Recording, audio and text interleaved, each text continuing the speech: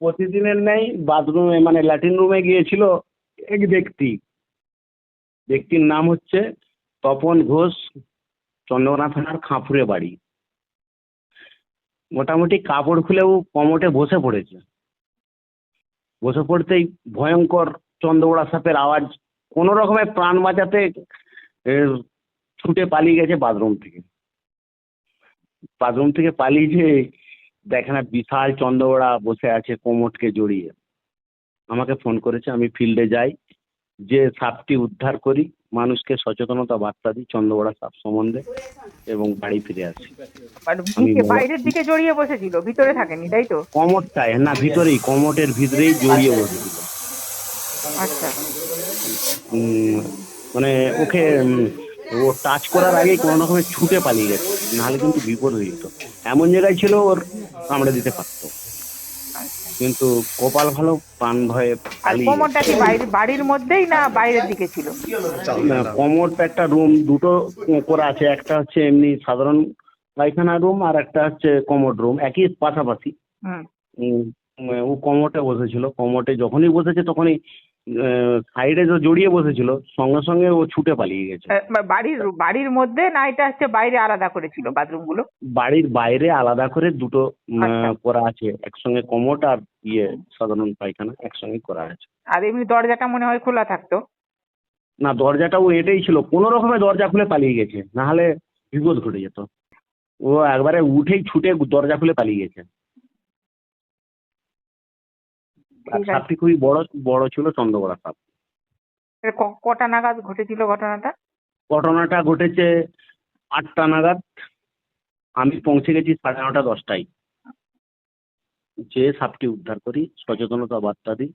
ওখানে মানুষ এখনো কুসংস্কারচ্ছন্ন, বলছে আগে ব্লেড দিয়ে চিরে রক্ত বার করে হসপিটালে যেতে হবে। কি আর বলবো মানুষকে, এত সচেতনতা বার্তা দেওয়ার পরেও মানুষ যদি এসব কথা বলে, আর কি বলবো। আমার নাম Malay Ghosh, wildlife rescuer.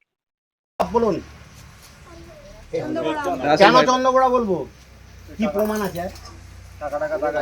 গায়ে চাঁদা কিছু, যার জন্য বলা হয় চন্দ্রকোনা। বলুন তো, এই খাঁপুর গ্রামে কোনো একটি মানুষকে সাপে কেটেছে, কি করবে? প্রথম করণীয় কি? হাসপাতাল নিয়ে যাওয়ার আগে কিছু করণীয় আছে, সেটা কি? দড়ি বাঁধতে হবে, কাঠটাও রেডি রাখতে হবে। বলো, প্রথম কি করবো? কাউকে সাপে কেটেছে এই গ্রামে, দড়ি বাঁধতে হবে। ওই তো বলে দিয়েছি, কাঠটাও কেটে রাখতে হবে। বলো আর কি?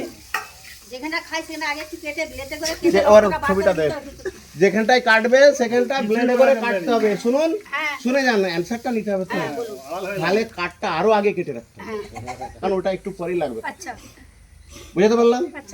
এবারে আমি বলি, যেহেতু আমি আসছি, আমি এবারে বলবো।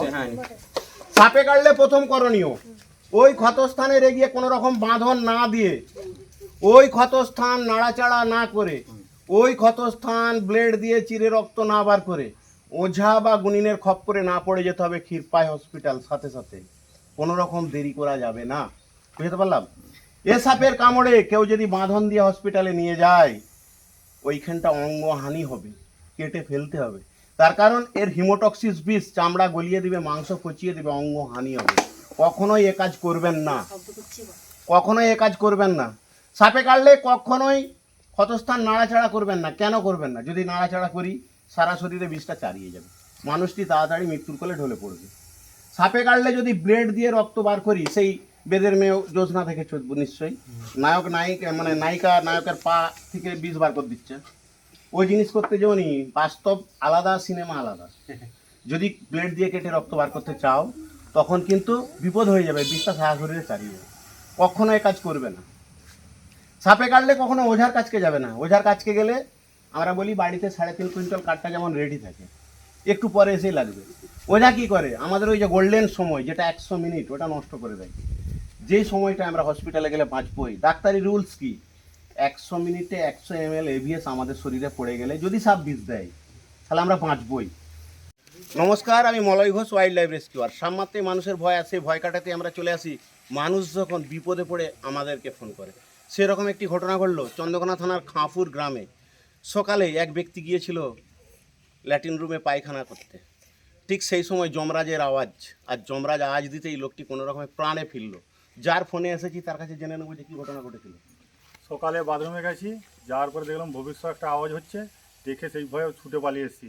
আসার পর তারপর দেখলাম যে ফসফস করছে, করার পর তারপরে মল্লিকাকে ফোন করলাম। তোমার নাম? আমার নাম তপন ঘোষ, গ্রামের গ্রাম নাম? খাপুর, থানা? থানা চন্দ্রকোনা।